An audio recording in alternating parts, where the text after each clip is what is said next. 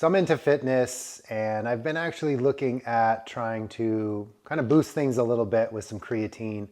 I've tried a couple of other creatine options, and today we're talking about the old school classic creatine, which I just recently started taking.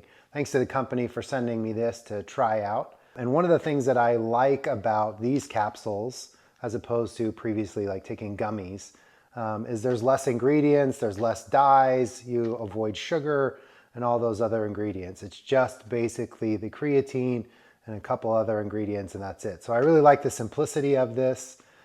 Taking it, you're looking at like 6 capsules a day, and they are fairly large, but you can kind of get them down, and you also avoid, you know, the medicine-y taste of those other gummies. So I really like the capsules. I like the form, but has not upset my stomach.